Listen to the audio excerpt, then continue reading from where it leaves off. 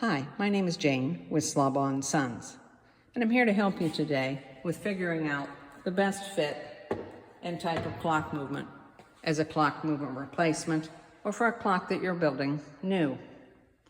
There are two important measurements for clock movements. Number one is the overall shaft length. Number two is the threaded shaft length.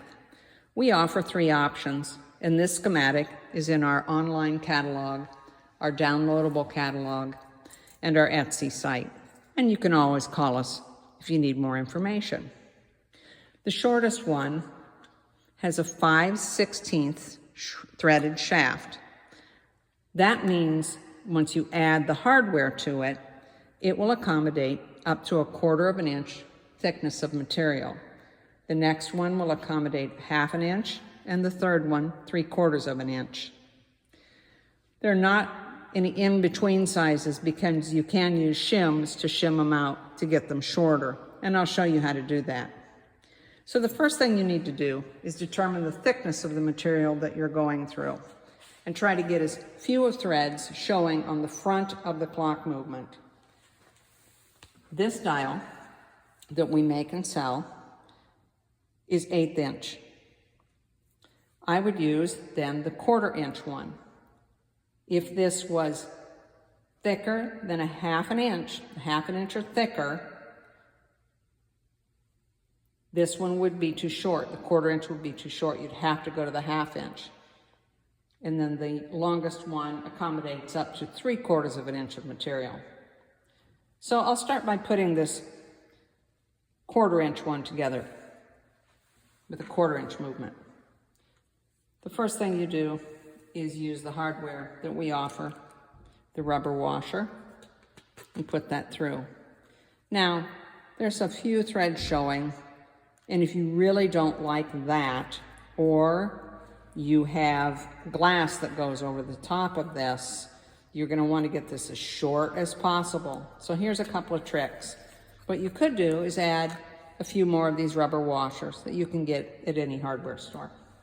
What I usually do is I take this dense cardboard and cut it to about the size of the square, about 2 1/8 square, drill a hole in it and put it in there. And you could put as many as you'd need to get that shimmed out. Then I always put the rubber washer against the back of the movement. I'll go ahead and assemble this one. Brass washer goes next. Hex nut goes next. Some people just finger tighten them. I think it's a good idea to take a little wrench and tighten them more than finger tight. Make sure it's square on the back and give it just a little bit of a turn. You want that just snug enough that when you put the battery in, it doesn't push the movement around on the back. Don't over tighten in that you can get them so tight that it ruins the movement. I'll go ahead and put hands on these because I want to talk about the hands. These hands are longer than what you need, but one thing you'll find is that this is a nice set of hands because you can cut them to any length. They're metal, they're easy to cut. The hour hand has a completely round hole. It presses down onto the plastic shaft as far as you can get it. This hand, however, the minute hand, is squared off on the sides and rounded at the top and bottom. This type of hand shaft system is called I-shaft. So you've got to get that to fit into the little slot. If the hands you have, if you are replacing a clock motor, and the hands you have both have a round hole, you will need new hands because this motor has a round hole for the hour hand and a squared off hole, I-shaft hole, for the minute hand.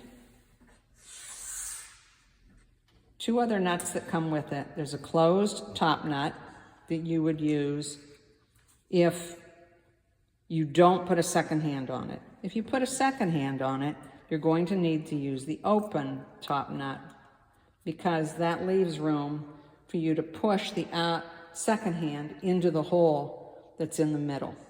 So it looks like this when it's done, and then you push the second hand on. But I would use the closed one in the event that you don't have a second hand. These hands are way too long, and again, that's for illustration purposes. You could cut these hands back to any length. This item number in our catalog online is 200709. They're black on one side, and they could be painted any other color. Again, they are metal. Another thing that we offer is a little hanger. If you're building your own clock and you need a hanger, it fits into a little slot that's here so that it lays flush. And just so you can see one way to make a clock, this is 3/4 of an inch of material. And then we sell a Forstner bit. That's a flat bottomed bit that you can drill into the back of this. And we've left just enough wood, and then we drilled a hole for the shaft that you can now put this through. You'd put the washer on there too, but just so you can see. And that gets this so that it's flush on the back, and you can hang it from this. So that's a nice option. You could also, if you don't have a Forstner bit, just plow that out with a plunge router and then drill the hole in the front for the shaft.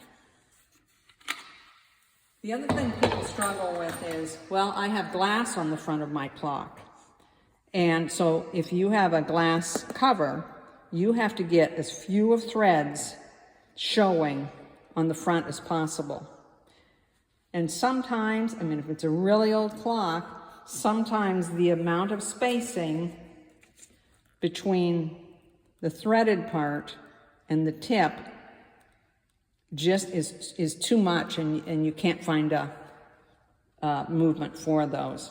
It's rare, but occasionally some clocks are just not repairable because you can't get that to work so that the glass isn't being hit by the front of the movement where the top nut goes. I hope this is helpful for you. Please visit our website, schsons.com. Again, my name is Jane Schlabaugh, and if you have questions, just give us a call. Thank you.